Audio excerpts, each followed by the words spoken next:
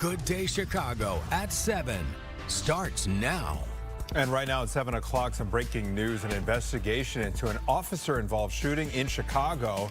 We're going to talk about the traffic stop that turned to gunfire. President Trump weighs military action in Iran amid a growing violent crackdown on protests there, the ripple effect that it could create here. And the Bears are on to round 2 of the playoffs after their big comeback victory over the Packers Saturday night. We will break down their next matchup against the Rams. And let's take you outside this morning. Another warm winter day, so enjoy it while it lasts. Things are a-changing. Oh, yes. Got to get out there and enjoy these relatively mild temperatures while they're here. We thank you for joining us here on Good Day Chicago at 7 o'clock. Let's head straight over to Mike Kaplan for a look at this forecast. Hey, Mike. That sky is spectacular, so I picked a background that I think looks similar to what we have out there right now. Don't you agree? It's looking good. We are going to see a decent amount of sunshine today, and temperatures shall respond by getting into the 40s, which is way above normal. It'll be 30 at 9 with, if there's some still high clouds out there, it's going to be going away. It's going to be mostly sunny this afternoon, 39 at noon. 42 degrees at 4 o'clock. A little bit on the breezy side. That's the only downside.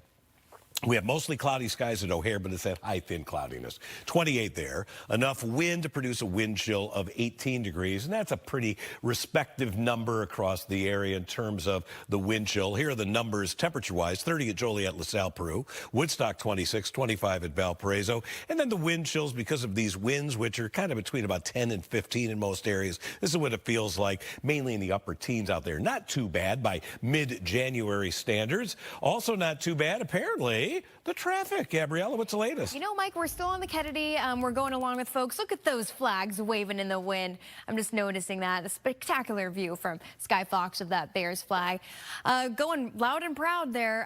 Thank you, Bears, for that nice win on Saturday. Now we can go into Monday feeling good. All right, let's talk about the traffic. Yeah, it's okay on the Kennedy. Around 35 minutes for inbound trips. Same on the Eisenhower and Stevenson for the most part, minute by minute. And then 20 minutes on the Dan Ryan from 95th to the Byrne interchange. I thought I'd take us over to the Indiana Tollway because there's a project that's starting right now at 7 o'clock. Was supposed to be the start time until Friday at 3 p.m. It's over in Gary. It's eastbound Klein Avenue. The ramp is going to be closed for maintenance and repairs. There are going to be some detours posted, so just look for that and leave yourself a little extra time. I'll send it back to you. Thank you, Gabby. Breaking this morning, a shooting involving Chicago police. This happened in North Lawndale just before 1 a.m. And according to the police department, officers stopped a car right near West 5th and Cicero Avenues and then spotted a gun in the driver's lap. That is when they called in for more officers. So some backup there. Now, at some point, one of them fired a gun. Nobody was hit, and the Civilian Office of Police Accountability is now investigating. A Chicago man accused of murdering his ex-wife and her husband in Ohio is expected to appear in court today. Police arrested Michael David McKee in Rockford on Saturday. He is charged with, in connection, I should say, with shooting and killing Dr. Spencer Tapee and his wife, Monique, inside of their home in Columbus, Ohio, back on December 30th. Their 2 young children were inside the home when it happened. They were not hurt. McKee is Monique Tapee's ex-husband.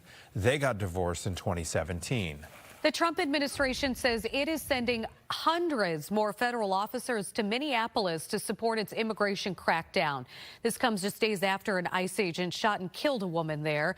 Homeland Security Secretary Kristi Noem cited the welfare fraud scandal linked to Minnesota's Somali community and the protests following Renee Good's death.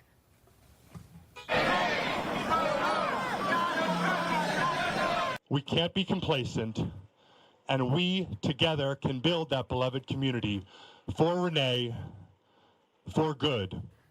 People in Illinois joined nationwide calls for accountability in the wake of Good's shooting. This video is from one of the more than 1,000 estimated events over the weekend for a movement called Ice Out for Good, Weekend of Action. The Trump administration claims the agent who shot Good acted in self-defense. It was a violent weekend on the CTA. Police are investigating back-to-back stabbings. On Sunday morning, a man was badly hurt after he was stabbed on a Red Line train. This happened along West 69th Street around 3 a.m. Police say the man got into an argument with someone else when that person stabbed him in the chest. The victim was seriously hurt. Police are still searching for the person who attacked him. Police also searching for the person who stabbed a man to death at the Clark and Lake stop on the CTA on Saturday. And the Trump administration has threatened to cut $50 million in federal money because of violent crime on the CTA. The civil trial against Boeing is set to begin in Chicago today. Boeing took a plea deal in 2024 to avoid a criminal trial after 2 fatal plane crashes, one in 2018, another in 2019. A man is now suing Boeing for the deaths of his mother, father, and sister, who were passengers on the Boeing 737 MAX plane that crashed in Ethiopia. Boeing says the family's entitled to pursue the case, and they're going to work to resolve the claims. Coming up after the next commercial break, we'll talk to that family's attorney. The Bears, they are writing a new chapter in their Cinderella story. After trailing in the first half, they came back to beat Green Bay in dramatic fashion Saturday night in the wild card round. So next up, divisional round of the playoffs. They will take on the Rams this Sunday. And Roseanne Tejas has been out talking to fans this morning, and she's live at one of our favorite Greasy Spoons on an early Monday morning to talk a little bit more about the big victory, Roseanne. That's right. Well, we actually bailed from the White Palace. We did talk to many fans there who were so excited. I think we're all like in a Zen mode. Let's drink some green tea and calm down and get ready for the next one, because everybody was so, just stirred up. They don't call them the Cardiac Bears for nothing. Well, we found a fan here. Now, I will tell you, Ryan is from Milwaukee, but he's a Bears fan, lifelong. Yes. And tell us about your experience watching the game Saturday, what that was like. So I convinced my wife to stay up the entire game, saying you never know what's going to happen with the Bears. And lo and behold, they came back. Oh, you were happy you were watching at the end. Any favorite parts of the game? Honestly, it's just watching the consistency in the second half. It feels like every time they come back like this, you think at the halftime is done, and they just slowly eat away, and at the end, they win. It has been amazing. So what is your plan? They're playing the Rams on Sunday. We know it's Soldier Field. We don't know the exact time, but what's your plan looking like? Sitting on the same couch, in the same sweatshirt, eating the same dinner, doing the same thing, and hoping for the same outcome. Right. You don't need much more, right? No. You just need that television set. They're amazing to watch. So, no, it was a lot of fun, and I hope for more. I remember I was 40 years ago, I was a little kid, and it's time for another Super Bowl win. Yes. So. Everybody mentions that. Everybody knows how old they were for the last Super Bowl. So pretty exciting stuff. Thank you, Ryan, for stopping. We appreciate it. Have a great morning. Okay, you too. Again, not hard to find a Bears fan this morning willing to share their story about Saturday night. Everybody's face lights up as soon as you mention it. So we're going to keep chatting people with this morning here outside Union Station. Back to you guys now. Another great location. Thanks so much, Roseanne. We appreciate it. And it's a great forecast as we take a live look at Soldier Field, the place where it happened. And will happen. Yes. On Sunday, we just don't know the exact time yet. Could be the 2 o'clock start, could be the 5:30 start. Whenever it starts, it's going to be cold. Yeah. It is going to be cold there on Sunday, which, look, I don't think any player really likes to be out there in the cold, but I think Bears players are going to be more used to it than these folks who maybe play on the West Coast in a dome stadium. I think I could have some influence there. We have a gorgeous morning, and look at this way the sky is lit up here. We have some high, thin cirrus clouds up there at about 25,000 feet. Sun's in the process of rising here very shortly. I think you're going to see plenty of sunshine throughout the day. It is still chilly, though. We have temperatures mainly in the 20s. A few spots are 30. Joliet and LaSalle among those. 27 at Aurora, Chicago's Lakefront, Chicago Heights, and Michigan City. Michigan City, we're going to be talking about lake effect snow for the next few days. Not that it's happening, but there is a lake effect snow that will happen mainly late Wednesday and Thursday.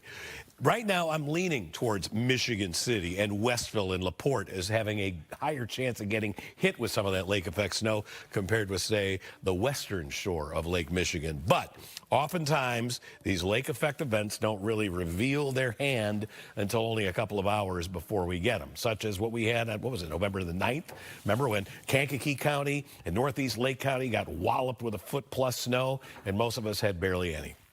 Today, morning clouds, but it's high thin stuff. It'll become mostly sunny, a high of 44 degrees. The only downside, a little bit on the blustery side. Southwest winds blowing at about 10 to 20 miles per hour. Almost 10 minutes after 7 o'clock on this gorgeous morning. Sky Fox looking over our lovely city, lit up there with the pre-sunrise sky. We'll be back with more Good Day after this.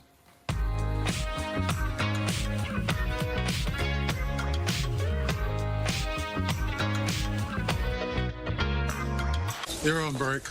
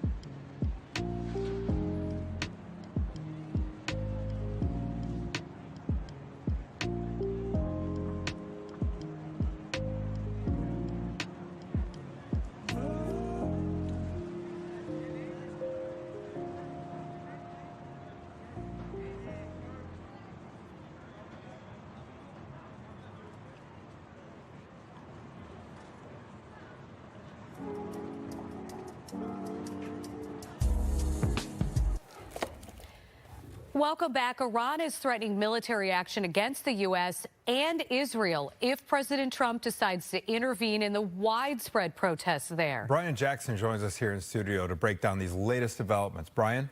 Human rights groups report more than 500 demonstrators have been killed since those protests began 2 weeks ago. This weekend, intense protests spread across the major cities. Government buildings, cars, and mosques were all burned as people chanted, "Down with the dictator." Iranian officials have shut down internet access, but with Starlink satellite uplinks, some images and information are now trickling out, including reports that security forces have opened fire on protesters. And thousands all over the world are coming together to show solidarity with protesters. But those eyeing peace were met with violence in Los Angeles when a driver appeared to plow a U-Haul truck through the crowd. Demonstrators then swarmed the truck, with some trying to attack that driver. At least 2 people were hurt, and the driver has since been detained. And President Donald Trump has threatened to strike the Islamic Republic amid the crackdown on demonstrators. Iran's parliament speaker previously warned both American troops and Israel that they would become legitimate targets if the U.S. military takes action. Anthony? Okay, thank you, Brian. Appreciate it. It is time to head over to Mike Kaplan for an updated look at this Monday forecast. The sun rises over Lake Michigan. Good morning, Mike. I think we can definitely declare sunrise is taking place right now. Yes, I think so. Yes, sun creeping up above the horizon. Here's another view here, and you see some high clouds out there. They're going to be in our sky for a little while, but this is fairly transparent cloud cover. So at worst, I would call it partly sunny this morning. They show up nicely here on our satellite vantage point here. You can see this bright white shaded area, but there's kind of a back edge of that, and this will be sinking through Chicagoland here in the next couple of hours. So these high clouds that are out there are going to go away, and it'll end up being almost completely sunny this afternoon. So where are temperatures headed? Most of us are in the 20s now. How about a 44 at a time of year when 32 is normal? Another day, this will be the 9th day in a row with above average temperatures. The only downside today, it will be on the breezy side, so if you're out without a coat on, it may not be that comfortable. Tonight, skies will be mainly clear, seasonably chilly, but the normal low is 19. The high is 32. Our low is warmer than the normal high. We've seen this quite often lately. You like winter? All right, don't give up on it yet. Look at the 7-day forecast. Next 2 days, all good, in my opinion. 44 and then a 50 tomorrow with just a small chance of a light rain shower. Wednesday's high will be in the morning, 38 degrees, and then some light, he says light, snow showers are likely. On Thursday, Wednesday night and Thursday, that's where we're going to be watching for lake effect snow. Where exactly will that point at Illinois? Will it be more Indiana's issue? We'll keep you posted. All of us, though, much colder over the weekend, including when the Rams are in town. All right, I see a tow truck. Gabriella, what do we have there? Mike, we have a little incident on the inbound side of the Eisenhower to the outbound side of the Kennedy. It's kind of that ramp, and it's blocking the right side here. They're letting some traffic through on the left lane, but involves that Jeep, it seems like, and this semi-truck. And then, yeah, the tow truck is there, so they're trying to get this out of the way. Not much of a shoulder in this area. It is obviously going to be causing some stop and go over on the inbound side of the Eisenhower as that ramp kind of gets backed up. But it's a pretty long ramp. Other than that, we're really not seeing much happening around Chicagoland area. It seemed like a lot of our earlier crashes have turned out to be like kind of unfounded or a stall instead. So let's go through those drive times. 45 minutes on the Kennedy from O'Hare to downtown. A full 35 minutes if you are going outbound to the airport. 40 minutes on the Eisenhower, 40 minutes as well on the Stevenson. Your stop and go is in that typical stop from Harlem to around Pulaski. And then 30 minutes on the Dan Bryan from 95th to the Burn Interchange. I'll send it back to you. Okay. Thank you, Gabby. Appreciate it. The Department of Justice has subpoenaed the Federal Reserve and is threatening to indict Chair Jerome Powell. This is related to testimony about the Fed's building renovations. President Trump has called the $2.5 billion renovation excessive. Powell, though, claims that the White House is playing politics over his refusal to slash interest rates. This new threat is not about my testimony last June or about the renovation of the Federal Reserve buildings. It is not about Congress's oversight role. The Fed, through testimony and other public disclosures, made every effort to keep Congress informed about the renovation project. Those are pretexts. The threat of criminal charges is a consequence of the Federal Reserve setting interest rates based on our best assessment of what will serve the public, rather than following the preferences of the president. The DOJ says it can't comment on a particular case, only that it is prioritizing investigating any abuse of taxpayer money. The U.S. State Department is warning Americans to get out of Venezuela as soon as they can. The U.S. Embassy in Caracas is reporting groups of armed militias setting up roadblocks and searching vehicles for evidence of U.S. citizenship. The embassy says there is concern that the U.S. will be unable to provide Americans with emergency assistance. And at the very same time, President Trump is issuing a warning to Cuba. He's urging the island nation to, quote, make a deal with the U.S. before it's too late. The warning comes as the U.S. has taken control of Venezuela's oil industry. Venezuela has long been Cuba's largest oil supplier.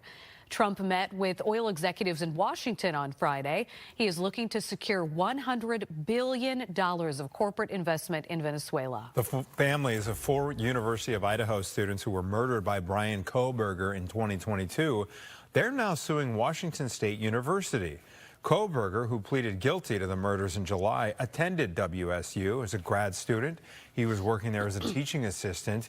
This lawsuit claims that the school ignored questionable behavior by Kohberger, whose classmates described him as a, quote, possible future rapist who became obsessed with sexually motivated burglars and serial killers. The University of Notre Dame says that allegations of battery against football coach Marcus Freeman are unfounded. Freeman has been accused of physically engaging with an assistant wrestling coach at an Indiana high school after his son's match earlier this month. Freeman and his wife intervened after their son was, quote, verbally accosted by a coach during and after a match. A police report was filed against Freeman, but the university says video evidence clears him. It was a record week of flu activity in the U.S. and hospitalizations continue to rise. The latest CDC data shows around 40,000 people were admitted to the hospital with the week ending January 5th. That's a 10% increase in the week before. Hopefully you did not get sick.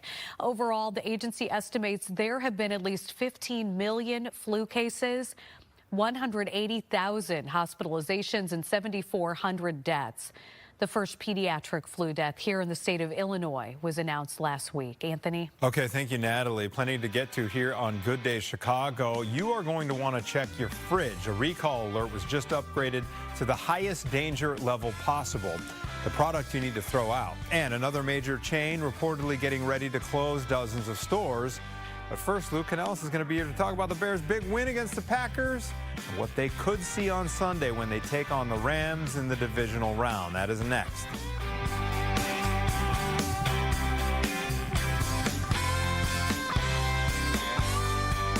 Stream Good.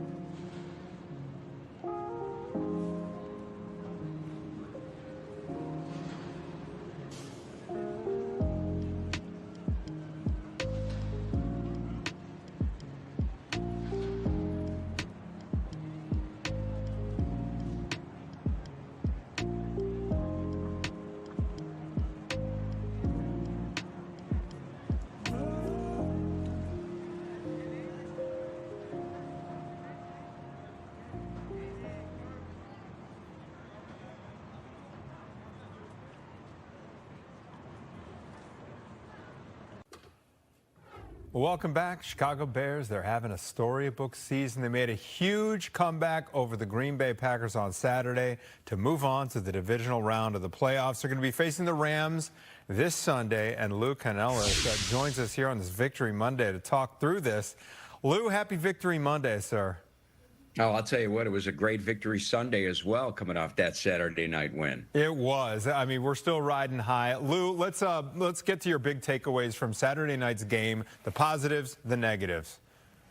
Well, let's start with the defense. And I said this in the post-game show that we did on Fox following the game. I wanted to make sure that the defense got the credit they deserved, because if it wasn't for that defense at the start of the second half that forced the Packers to punt on 4 consecutive possessions, we're not here talking about a Bears win. And I understand the defense was gashed by that Packers offense in the first half. But Dennis Allen goes in, and we've seen this coaching staff all season long make adjustments at halftime when they're able to huddle up in the locker room to see what's working and what's not working.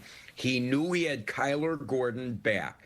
Gordon missed 14 games this season, and he used Gordon in blitzing situations in that second half. He used Jalen Johnson to blitz. He used Nashawn Wright to blitz. The corners were coming. Love didn't know where to go. So instead of trying to roll out of the pocket, Love kept backing up when they were blitzing, and he put himself in an uncomfortable position. I screamed about it all week long last year. He does not throw a lot of interceptions, so you need to make him uncomfortable in the pocket and force him to throw the football away. That's what the Bears defense did well. That's such great, just creative decision making at the half by the defense there. How about on the offensive side of the ball, Lou? Well, on the offensive side of the football, what can you say about Caleb Williams that we have not said yet? I mean, he is just an incredible fighter. He refuses to lose. And the running game really never got going.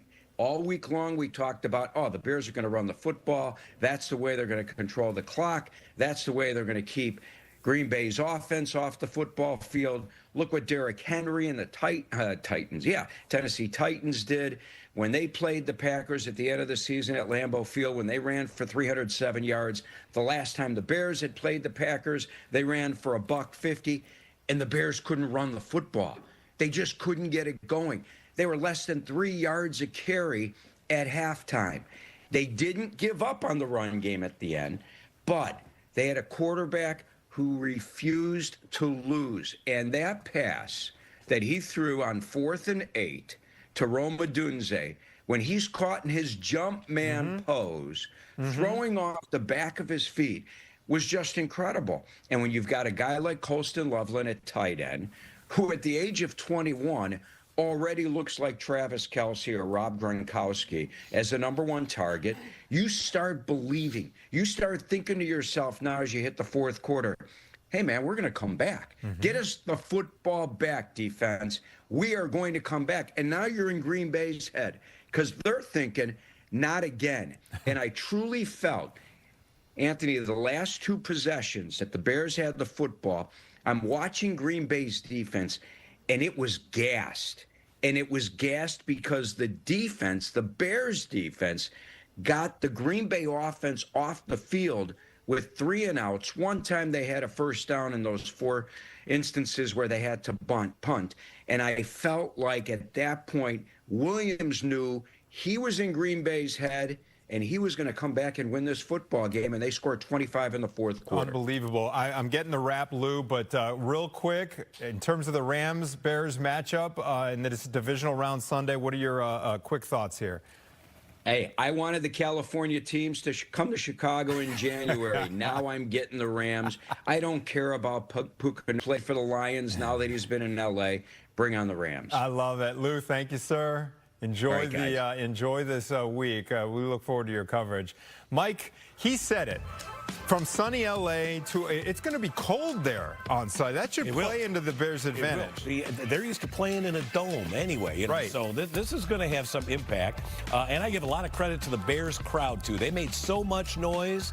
Green Bay had that delay of game penalty that forced McManus to kick it from 5 yards further away, missed that field goal.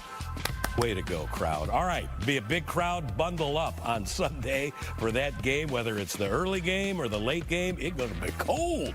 But today and tomorrow, nice and springy with some sunshine. I've got the forecast coming up.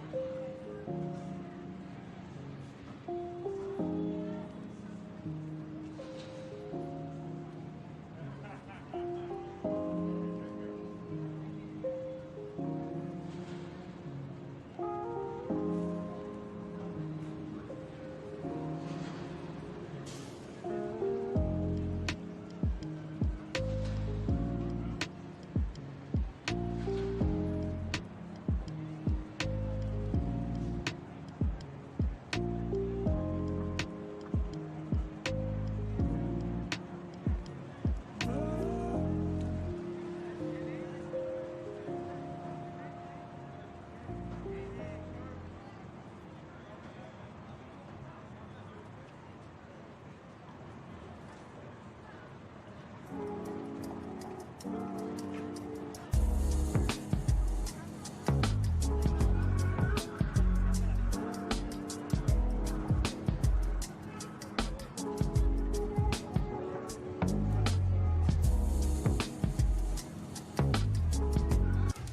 welcome back to Good Day Chicago. Time now is 7:30, and here's a look at some of your headlines. A Chicago man is due in court today. He is charged with the murder of his ex-wife and her husband in Ohio. Michael David McKee was arrested Saturday in Rockford. He works there as a vascular surgeon. He's accused of killing the couple in their Columbus home at the end of last month. Police say McKee divorced the victim in 2017. Police are still looking for the person who stabbed someone on a Red Line train over the weekend. Police say a man got on the Red Line, got into an argument with someone else, and then that person stabbed him.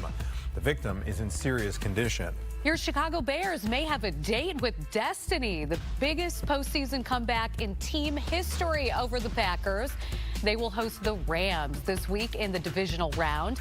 The game is Sunday. The time has not yet been set. The last time the Bears and Rams met in the playoffs was the NFC Championship game in 1986, Anthony, where the Bears won 24-0 on the way to the Super Bowl. Super Bowl 20, that's been a while, and the Bears have good reason to celebrate today. Yes, they do. Roseanne has been hearing from fans all morning long. Hi, Roseanne.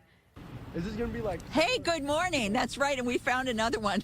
You could reach out and you're going to find a Bears fan. Although Keon is telling me this is a new development. You didn't watch football last year. No, this is actually my first year in football, ever being tapped into it, and honestly, this is a great first year. I'm loving it. Hooked now. Yeah, I love the Bears. The Bears. So tell me, Williams.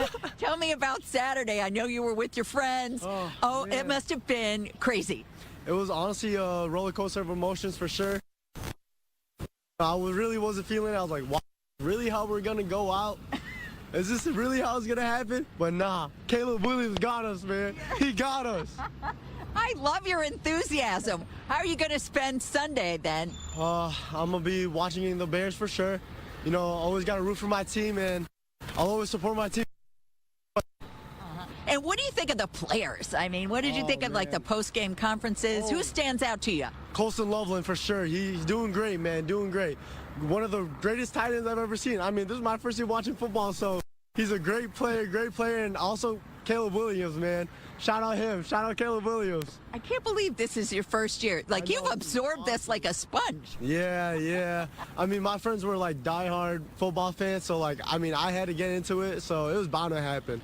Awesome. I'm so happy that you all were together to soak it up and enjoy it. And, hey, let's go Bears on Sunday. Go Bears! Go Bears! Okay. Thanks so much for stopping. Thank you. Nice to meet you. Okay, he's on his way to class this morning, so we appreciate you stopping to talk to us. So we're hanging out outside Union Station, just kind of still soaking it all up. We'll have more for you throughout the morning. Our time is now 7:33 this morning. COPA is investigating a shooting involving Chicago police. It happened around 12:30 this morning on West 5th Avenue. Police say a gun was spotted on a man's lap during a traffic stop. One of the officers fired their gun, but nobody was hit. The person in the car was treated for cuts from broken glass and is now in custody. 2 police officers were also taken to the hospital to be checked out. COPA is asking for anyone who saw anything to please give them a call.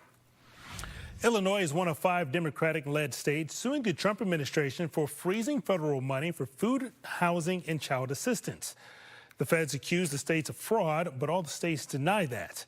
A federal judge in New York has blocked the government from freezing the money, at least temporarily. The United Nations Security Council is set to hold an emergency meeting today. Russia used a hypersonic missile against Ukraine. Now, Ukrainian authorities say that the strike on Friday night killed at least 4 people in Kyiv, wounded 20, and left nearly 6,000 people, apartment buildings without heat in the frigid Ukrainian winter. Russia claimed that it was in retaliation for an attempted attack on President Putin's home last month, something Ukraine denies. We continue to communicate with the U.S. side on practically a daily basis. Today, Rustem Umerov was again in contact with U.S. partners. This is our strategic task. The dialogue with the U.S. must be 100% constructive. Ukrainian forces struck Russian targets, including drilling platforms in the Caspian Sea. European allies are also considering troop deployments if a ceasefire is reached. Now, some people might have gotten a bit of a laugh about what happened with some youth hockey players, but a lot of people could end up in trouble. Several investigations are now underway into this fight during an intermission of an AHL game in Pennsylvania. The players all got into a fight, then video showed one even attacking a teammate. The officials, they never tried to intervene or stop this. The Atlantic Amateurs Hockey Association says that the fight was staged. And the Central Penn Youth Club says everyone involved will be disciplined. The Hershey Bears, which hosted the game, says that it will review any future youth hockey events. Those kids were getting to it, Mike. Didn't it look a little bit like a monkey in the middle? Is that game where every pile on everybody? Right. I don't know. Hopefully nobody got hurt from this. They're not throwing haymakers. No. The only thing I worry about in this situation, those skates are sharp. That's Somebody true. can Yeah, get it could cut be there. dangerous, yeah. Yeah, but we'll see what the final results of that are. Look at that glorious sunrise taking place. By the way, stick around because we have a very special photo coming up at the end of this segment here that you're all going to want to see, football related. Some high clouds out there mixing with the rising sun. If you're going to be outside maybe with the dog or just going to the train station or something, you got some fairly pleasant weather the next 2 days. Mild today, even warmer tomorrow. But we have a mild start to the week and then a wintry finish. It is still January after all. Light snow Wednesday with lake effect snow Wednesday night into early Thursday. It is simply too early to state with confidence who's going to get that lake effect snow, but the setup is there. Snow showers Friday and Saturday, no big storm there. And then some really cold air coming in here on Sunday, colder than it's been in a while. 28 now at O'Hare as we show you Soldier Field, which will be the site of another home playoff game. How about that? Southwest winds at 11, so we have a wind chill of 18 degrees, and that's fairly representative of what it is across the area. 31, one of the warmer spots at Joliet, 28 at Gary, 27 Woodstock and Waukegan, and also Rensselaer. I've got us hitting 44 today. That's 12 degrees above normal. The only downside, it will be breezy. Southwest winds at 10 to 20, so still definitely winter coat worthy. Tonight, the low is warmer than the normal high, 34 degrees, clear to partly cloudy skies. Tomorrow, we hit 50 with a small chance of a light rain shower. Most of us, nothing. Wednesday, a couple of light snow showers on a cold front, 38. That'll happen early in the day. A colder day Thursday, and somewhere between late Wednesday and Thursday, there's going to be lake effect snow nearby. 32 degrees on Friday, and then here comes that shot of cold air with some snow showers Saturday. And on Sunday, high temperature in the teens. Most of the day will have wind chills at or below zero. Welcome to Chicago, LA Rams. All right, let's talk about the weather. There was a little bit of snow right before the game started at O'Hare. There's a shot from at Soldier Field. This is from Ken Galloy.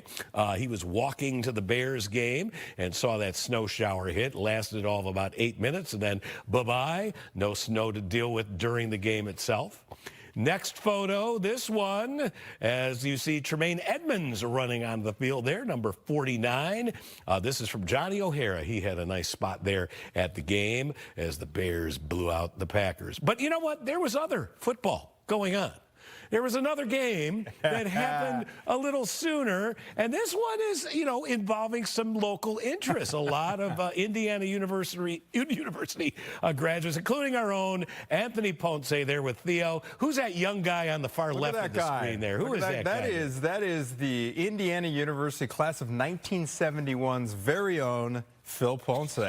Phil Ponce in the house.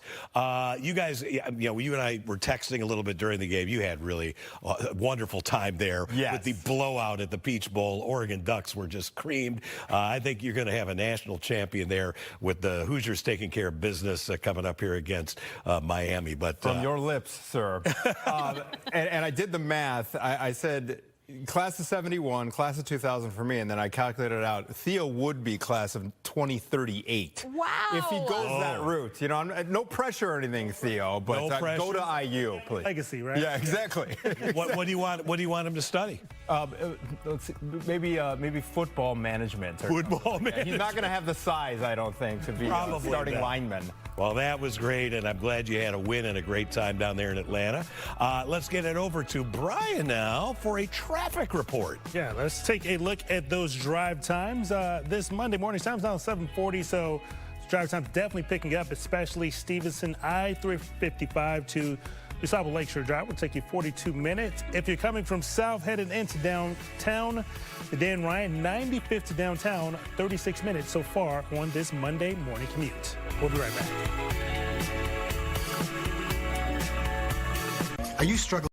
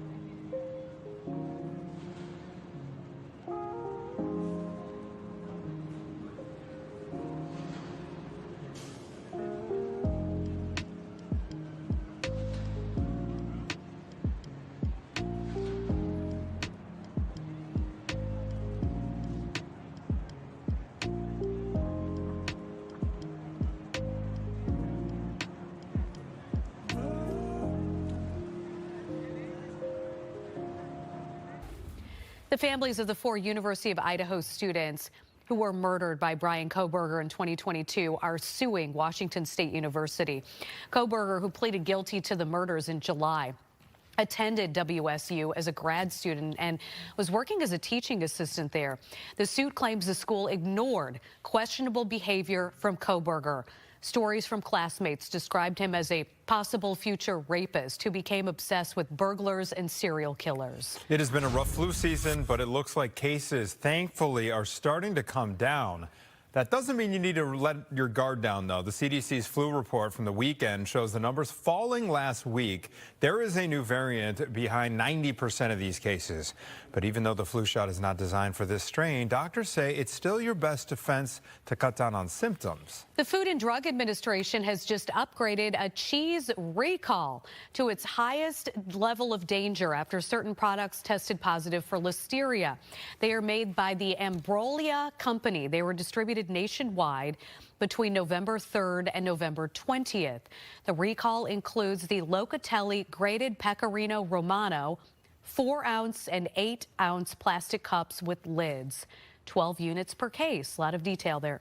The Locatelli grated Pecorino Romano 5 and 10-ounce bags as well. A Class 1 level recall means the products could lead to serious health problems, even death. Uh-oh. Okay, if you are still saying, I want my MTV, you're getting it back, sort of. A developer has created a website called MTV Rewind. He has been able to pull 30,000 music videos together and old MTV footage to create the whole MTV experience again, including the big launch in 1981. You better enjoy it now. Seems like it's probably some kind of copyright violation, right for a takedown. But that would be great, just to kind of have that on in the background. Kurt Loder. Yes, yes. Well, I want my MTV. oh, my goodness. Maybe the Like a Prayer music video, Thriller. You know, I would sit there in front of, waiting for Thriller to come on. Yes. Just waiting. And you remember what the first music video was? What was it? Video killed the radio star. By the Don't know. Buggles. Buggles. Buggles. Okay. But as I pointed out before, the main story about the Buggles, in my opinion, is who one of their keyboard players was. None other than acclaimed and Academy Award-winning movie music composer Hans Zimmer. Oh, wow. He was a young, rocking out man. Yeah, how about that? All right, we have some mild weather for the next couple of days, but winter, look, it is still January, my friends, and we're going to feel it here, especially over the weekend, and we're more than happy to share some of that chill with the folks coming in from Los Angeles to play at Soldier Field. All right, right now, 31 at Joliet, 28 Merrillville, O'Hare, Lakefront, Waukegan 27, DeKalb is 28, LaSalle, Prue a little bit milder with 30 degrees. Winds, it's not a very windy day, but it's also not that still. We have some air moving. 18-mile-an-hour gusts in Chicago Heights area, 13 mph at O'Hare. It's enough to produce wind chills, for the most part, are in the upper teens, but we're headed for the 40s for high temperatures this afternoon. Let's look at our future cast, which is showing clear skies. Look, there's some high, thin cloudiness out there, but the sun's getting through there. It's going to be mostly sunny today and maybe downright clear this afternoon going into the evening hours. Overnight, toward tomorrow morning, a little bit more cloud cover coming in, but in terms of rain production, it is a snoozer here. I think downstate may get 1/10 of an inch of rain, but here it's not that much. We await the approach of a cold front, which will be marked by a couple of scattered snow showers here Wednesday morning. But even that is not a big deal. What I'm more concerned with is the ensuing lake effect. Who's going to get hit with that going late Wednesday into early Thursday? Right now, most computer modeling going towards Indiana and Michigan. 44 for the high today, mostly sunny skies. Tonight, it'll be beautiful, 34, at least by January standards, with low of 34, clear skies. Tomorrow, up to 50, that's the warmest day of the bunch. 38 with falling temps Wednesday, a brief snow shower.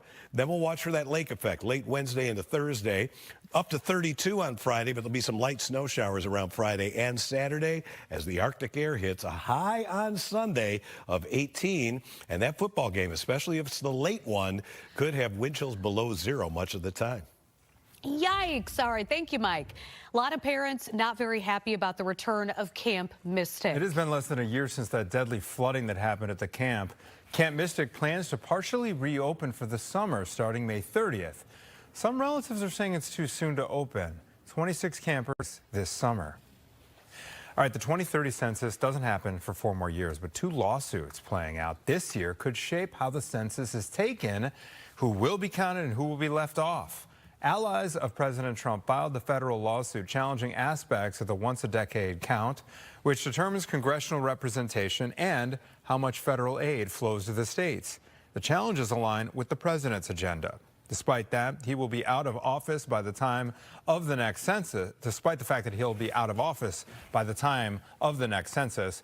As the challenges move through the courts, the Census Bureau is pushing ahead with its planning for 2030, which includes practice runs happening this year. Florida, the first state to do its own independent testing of baby formula. 24 formulas from 7 different brands were purchased in store and online. 16 came back showing toxic levels exceeding the maximum daily limit set by the federal government. Florida officials say this isn't necessarily a warning for parents not to use baby formula, just information they can use to make informed decisions. It's one of these things where science and judgment kind of have to meet and find some balance. We have to have more details. If the report is true, it's really concerning. But my message to parents is don't panic.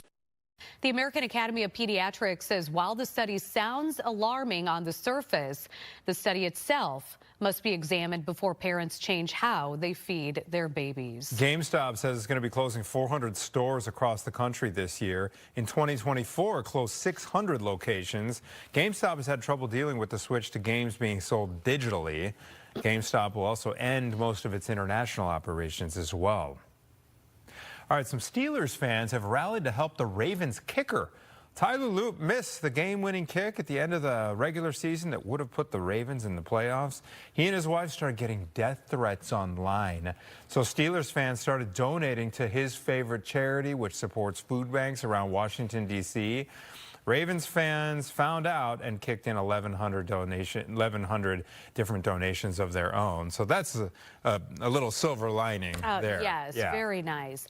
There's a new trend gaining attention and bringing back mild inconveniences. It's called friction maxing.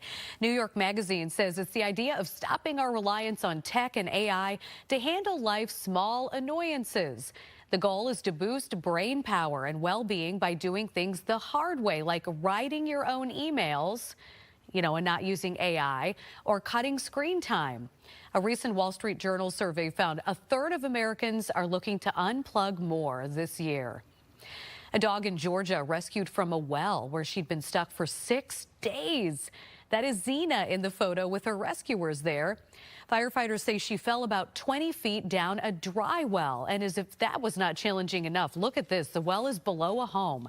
So it took a team trained in rope rescues and confined space operations to help her out. Xena's now safe and reunited with her family.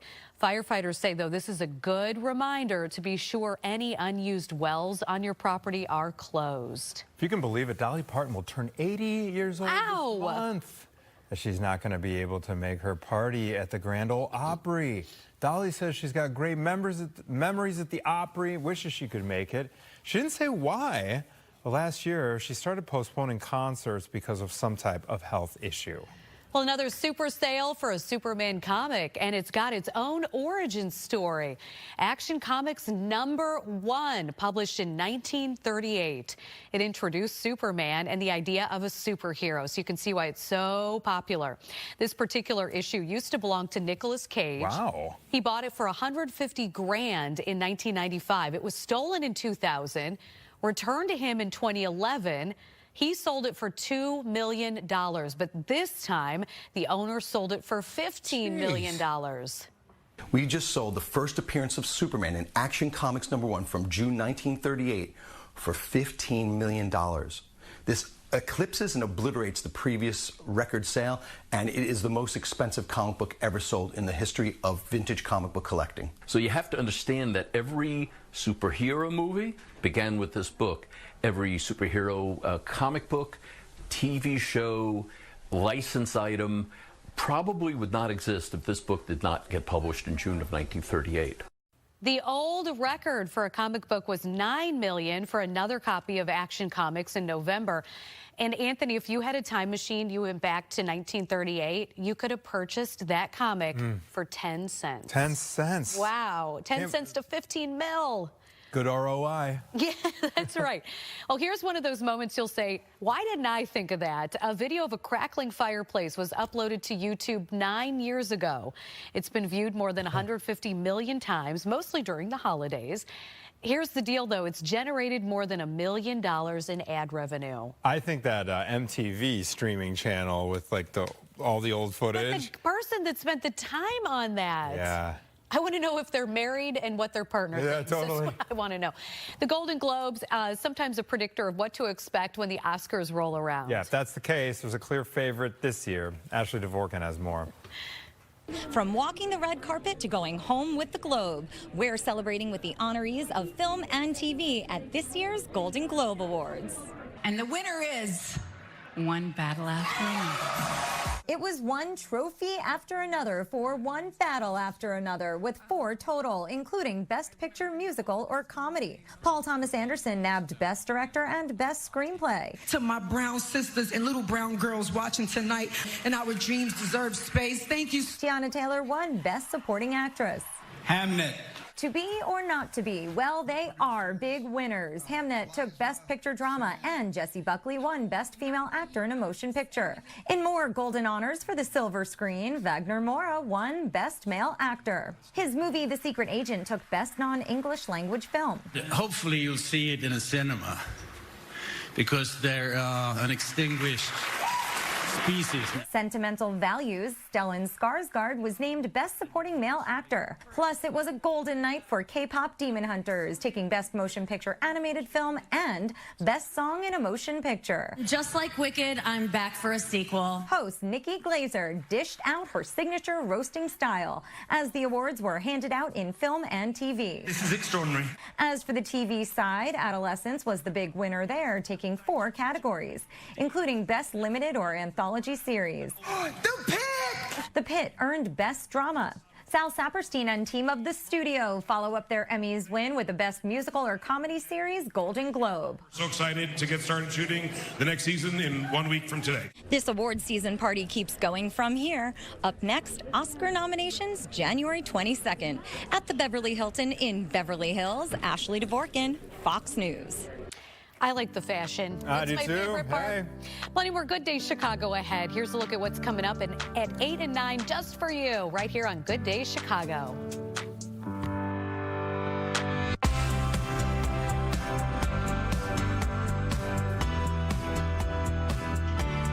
It's Ashley's 4 Day.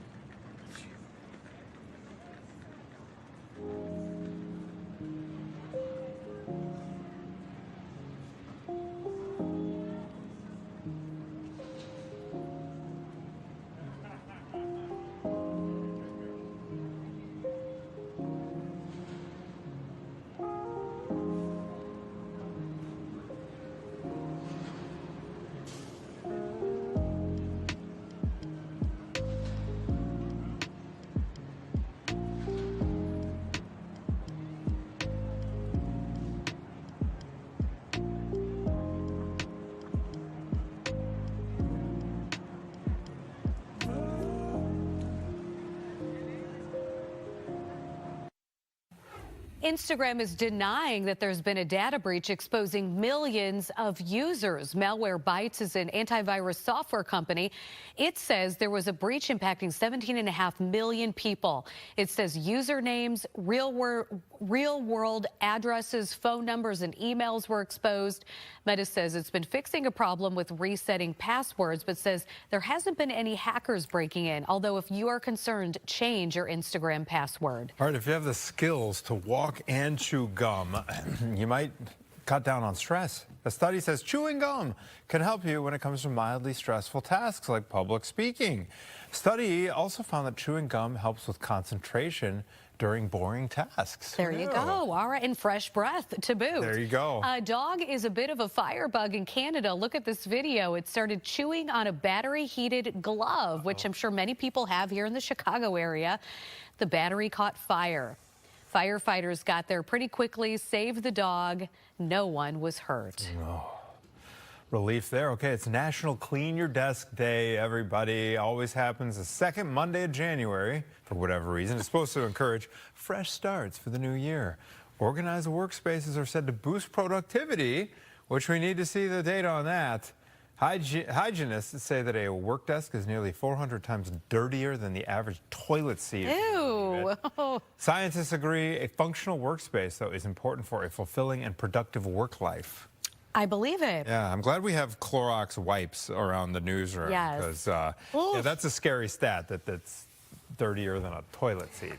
All right, some sheep were bad. In Germany, 50 sheep rammed their way into a supermarket. Look at that. The market's owner says the sheep didn't make it to the produce